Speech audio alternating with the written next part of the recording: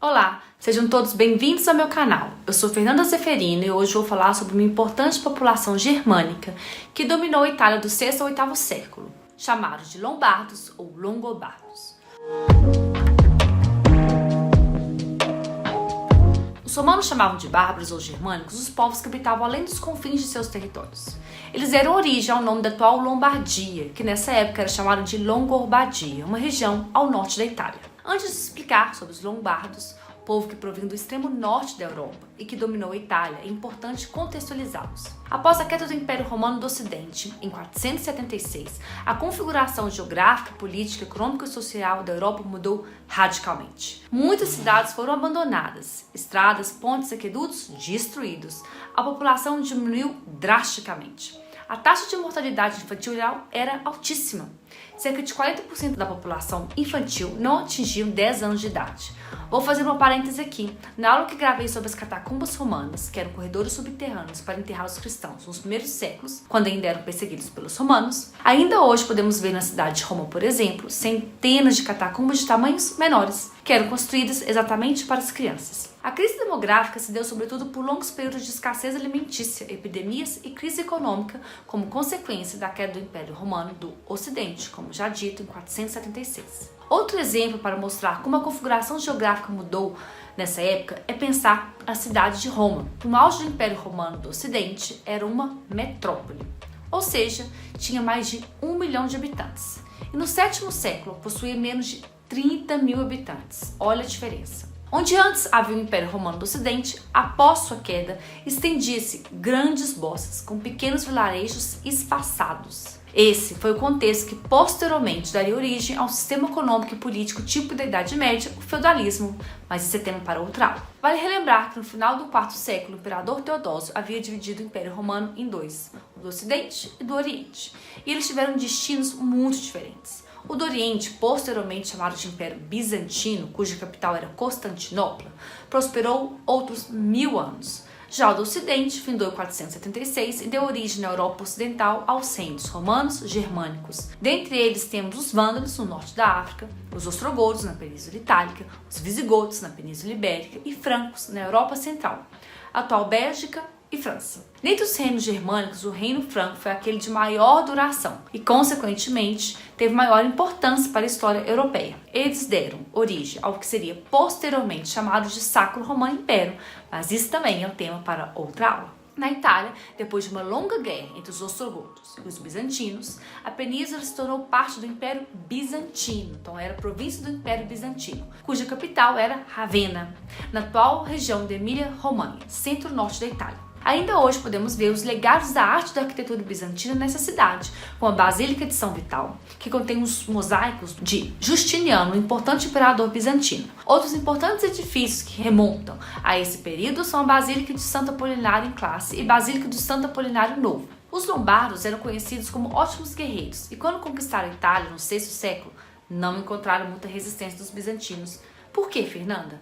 A população já estava estremecida por longos anos de guerra e fome. Assim, como vemos no mapa, os bizantinos se retiraram para o sul, para as ilhas e para a região costeira. Os lombardos dominaram a parte da Itália central e uma parte da Itália meridional e setentrional. Interessante notar que a Itália, que nessa época já era dividida entre os bárbaros e os bizantinos, seria unificada somente em 1861. Os lombardos provinham da atual Península Escandinava. O nome desse povo germânico significa homens de longas barbas, provavelmente em homenagem à principal divindade deles, Odin, deus da guerra e criador do universo. Eles se estabeleceram no leste europeu, em uma região chamada de Panônia pelos romanos. Hoje é a atual Hungria. Posteriormente invadiram a Itália. Não eram muitos e, guiados pelo rei Alboino, chegaram na Itália em 568. Segundo os históricos, eram cerca de 300 mil, dentre homens, mulheres, crianças, idosos e os guerreiros. Durante o período de dominação na Península Itálica, do 6º ao 8º século, podemos distinguir dois períodos. O primeiro período, quando tinham somente iniciativa de domínio e conquista. De fato, a população local foi subjugada, a Itália foi saqueada. E um segundo período, caracterizado pela colaboração e aproximação entre os lombardos e a população local. O importante documento que conta a história dos lombardos é o livro História dos Lombardos, escrito por Paulo, o Diácono. Por meio dele, temos informações sobre esse povo.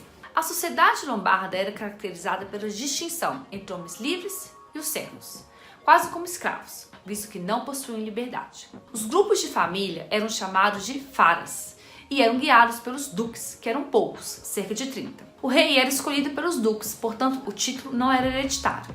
Na prática, os duques tinham muito poder, o que ocasionou diversos conflitos ao longo do período de dominação na Itália, com complôs e mortes, para escolher quem seria o novo rei. Em um desses complôs morreu Alboino, o rei e grande guerreiro que os havia guiado à Itália. No reinado de Adilufo, 591 a 616, encerrou-se o período das conquistas e iniciou-se o período de maior colaboração entre os bárbaros e a população local, como já falado. Foi nesse contexto que os lombardos se converteram ao cristianismo, antes eles eram pagãos. O Edito de Rotário, conjunto de leis lombardas pela primeira vez formalizadas e escritas, e não passadas somente oralmente, foi o símbolo das transformações que sofreram ao longo das décadas e da influência romana. O objetivo principal do Edito era estabelecer a paz social, eliminando as leis nitidamente lombardas e muito violentas, como a vingança, também chamada de faida. Essa foi uma grande transformação e a faida foi substituída pelo guirigildo, uma espécie de recompensa em dinheiro para quem havia sofrido o dano. Agora que entendemos o contexto geral e as características desse povo bárbaro ou germânico, vamos concluir a aula explicando as contribuições dos lombardos para a Itália e para a Europa de uma maneira geral. A chegada dos lombardos na Itália representou um divisor de águas para a península, visto que não haviam tido nenhum contato com a cultura romana e eram muito diferentes. Eles transformaram a cultura da península e foram eles mesmos transformados em uma dinâmica muito interessante de culturas que se influenciaram. Símbolo dessa transformação, como já citado, foi o Edito de Rotário, que mostrava como a sociedade lombarda havia mudado após a chegada da Itália.